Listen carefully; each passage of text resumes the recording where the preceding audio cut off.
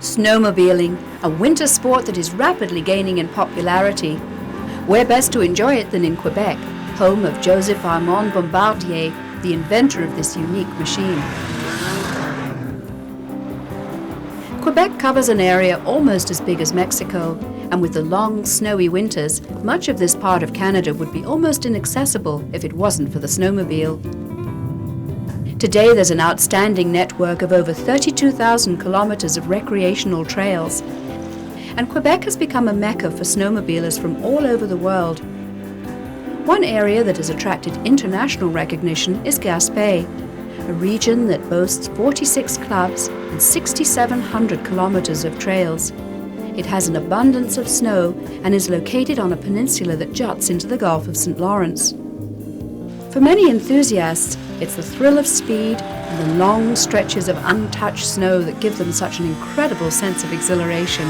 They come from all around the United States or Quebec, Canada, and make all the Gaspé Peninsula tour. Sometimes you have some rivers, the sea on your left and the mountains on your right. That's the difference. That's what makes snowboarding really interesting in Gaspé. Gaspé is an area of outstanding natural beauty, and for snowmobilers with time on their hands, it's possible to relax and enjoy the scenery. From trails that traverse the rugged Chic-choc and Appalachian mountains, you can touch the sky with panoramic views that include Forillon National Park and the Percé Rock.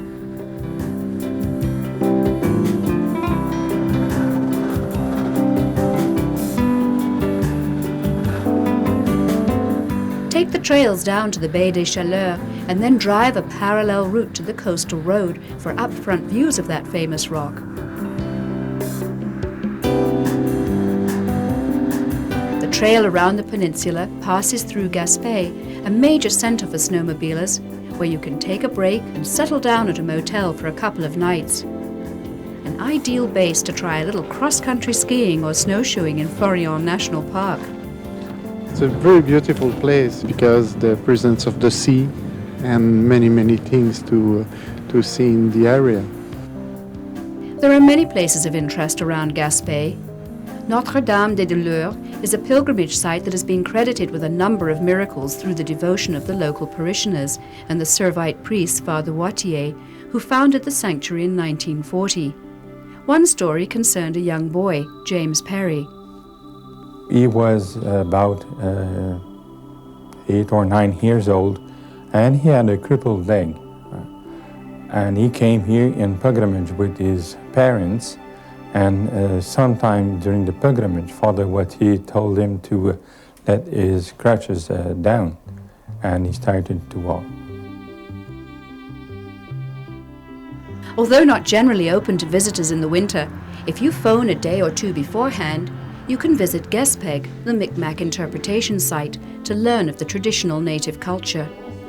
What we do here is we represent the end of the 17th century, more specifically 1678 to 1675. And why we picked this time is because Micmacs was oral tradition, so a lot of things were lost. But after the contact with Europeans, fortunately we had missionaries such as Chrétien Leclerc, who did leave us some documents, so it was a lot easier for us to work on this time. What we've done here is reproduce objects exactly the same way they were done back then. We do go in the forest, we take our bark off the trees, and we take spruce roots, we dig them up, we clean them, and we sew the bark with them. So when people leave here, they do have the real idea of what Micmacs did and how they did things back then.